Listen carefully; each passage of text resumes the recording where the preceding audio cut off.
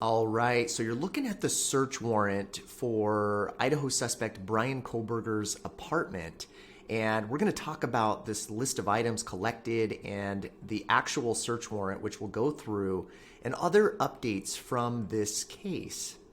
So, back at the top of the search warrant, they filed a motion to unseal the apartment search, and it was released just recently. And the search was for this address here in Pullman, Washington, where it's university housing in Pullman.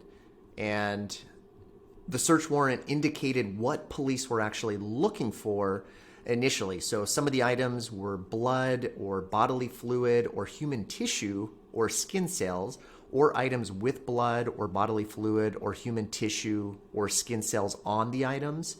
Then they were also looking for knives or sheaths or other sharp tools, so other weapons, including any dagger or sword, and even sales receipts for purchase of those items. Now, as you'll learn, they did recover evidence, but it appears they did not recover a weapon, and that is still something that they're searching for, which we'll talk about again as we go through the search warrant. Now, before we continue reading through the search warrant, I thought this was really interesting. This was something initially said by a former FBI special agent about where the suspect may have resided, which was in a 3-hour distance from the scene. And I thought the interesting side note about it was what he mentioned, saying that the suspect would most likely be very physically exhausted and there would be a lot of adrenaline. And so when you're looking at a time frame between 4 a.m. and 4:25 a.m. when the crime took place, that window when the sun's going to come up shortly after would mean that the attacker would most likely need to get home and would again be exhausted by the time the sun came out. So they would be in close proximity to that particular crime. So I thought that was interesting because they did locate the suspect's apartment, which was just outside of Moscow, Idaho, in Pullman, about 10 miles away from the scene. And then, as we learn in this case, there's a lot of digital evidence that they're really hoping to gather. You're looking at any images or digital formats. They're looking at the digital data from the victims or the house that's going to connect suspect Bryan Kohberger.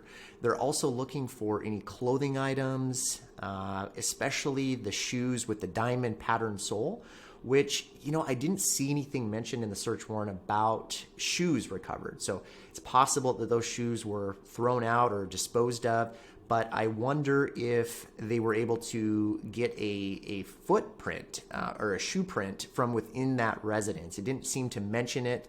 But certainly, if he did wear that particular shoe with that pattern, those Vans type sole, there would most likely be a print somewhere in that apartment.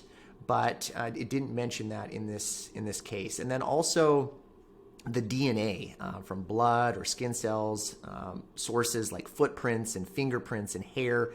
And then also an interesting note is the hairs from a possible animal or dog.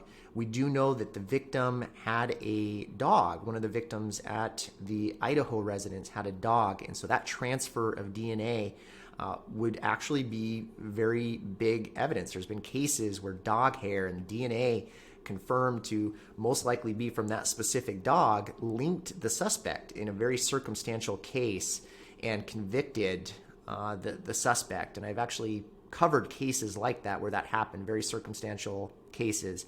And then you've got data compilations. Now, this is really interesting because they're looking for a connection in the case. And so there would be planning of some sort. So an interest in and a planning of this case. They're going to look for any connection to the King Road house that the victims resided in. And then they're going to be pulling all the Wi-Fi logs and the metadata. So again, a lot of digital data. They're going to be looking at app accounts, any electronic devices.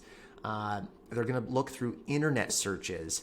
They did collect the computer tower that was inside this residence. So that's going to potentially contain a trove of evidence with that. Now, another interesting note is they're looking for any passwords or phrases or codes, fingerprints, which I thought was interesting, to be able to operate this device so that they can get access to some of these devices that may be restricted or have codes or contain just password and enforced data. Now, scrolling down further, this was really interesting as well because it did talk about the DNA that was collected from the trash that originated from the Kohberger family residence that matched to the sheath. And they mentioned that they specifically didn't want the court to consider that supplemental disclosure of evidence as supporting the existence of probable cause. What that means is, what they said is that if the DNA test results were held admissible at some point, that they didn't want that ruling to impact the findings of the probable cause for that warrant. So if the DNA tests were considered inadmissible, they still want this other evidence to be considered for that probable cause to continue with their case. So I thought that was an interesting side note there. And then continuing through this, then beyond just the initial arrest warrant, they mentioned in the search warrant that there was a significant amount of blood from the victims. They actually mentioned spatter and cast off, those bloodstain patterns. Then they also mentioned that most likely that evidence would have been transferred to Kohberger's person, clothing, or shoes, and that based on the phone data and the vehicle data, that most likely that transfer would have taken place at his residence. So they're again building this case, getting the probable cause for the search warrant here, and they most likely believed that blood or other trace evidence would be on his person, clothing, shoes, including skin cells or hair from the victims or the victim's dog. So they're mentioning that here. Most likely would be at the residence. They also believed that the possible weapon would have been at the residence. They did not recover it, but they believed that it would most likely be there. They did not recover that weapon, again, as we mentioned. And then also the planning, all the data, all of that most likely would have taken place in his residence. It wouldn't be in a public arena, right? Because if the suspect is planning a crime, we're talking about a murder case here, it would most likely be taking place in the privacy of his residence. So they talk about that as well.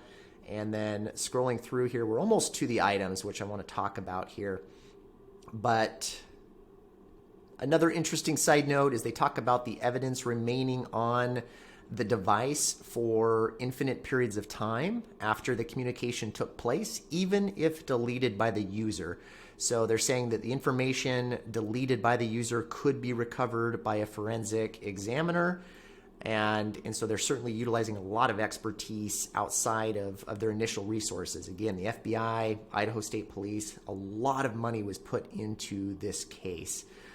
They talk about the geographic location, whether the device was turned on or used. They're going to look at all the logs of the device, the device information, the storage of those files, the use of the internet, and again, the browsing and the searching on the internet. So they're again talking about a lot of the digital media with this case. And then they do talk about that digital devices that users are using typically do not erase or delete this evidence because the special software or special settings are usually required for the task. So meaning most likely some of that data or that information would not have been deleted because the suspect may not have known what to delete specifically off that device. He may have tried to delete data, but because the phone settings require you to do certain things to delete the data,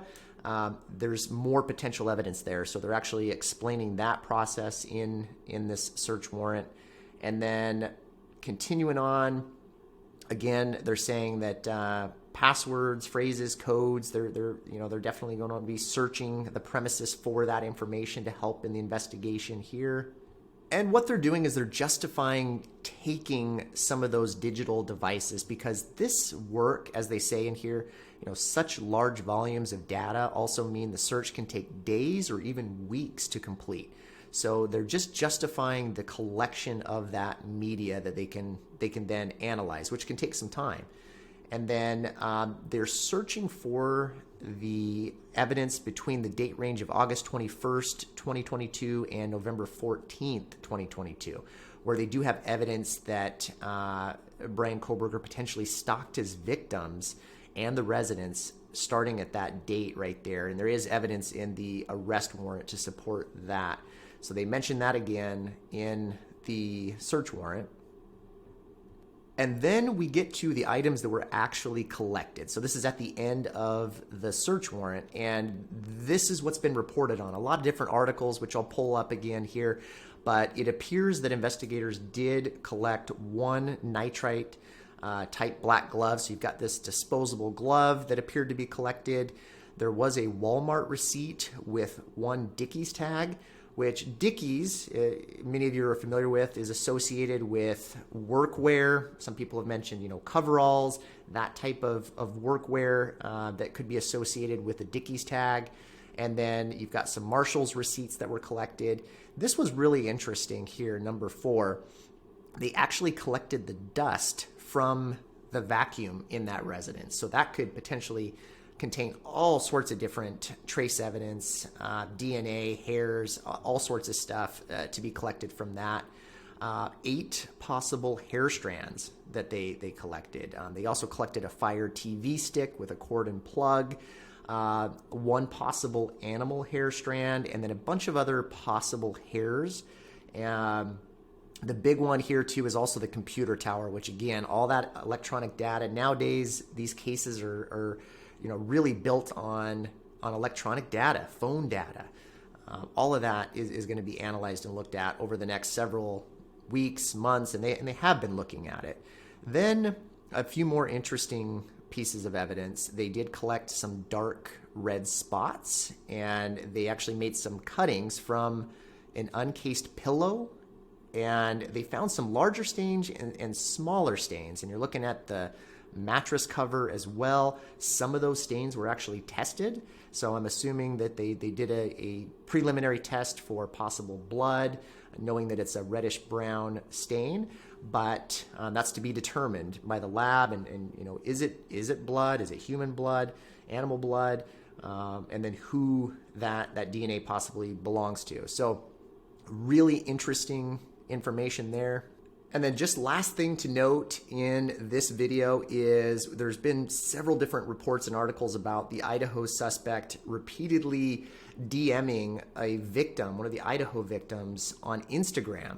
And so there's been quite a few different articles about that. Specifically, they were talking about when you're looking, let me just scroll up to where I want to go here. So he said to one of the girls in their DMs, he responded to them multiple times saying, hey, how are you? And he would do this multiple times. Apparently, the student did not reach out to Bryan Kohberger. He was very persistent, but this is the data. When we talk about data compilation, they're looking for connections to these victims. And so that is another interesting aspect of this case. So that's all I have for this video.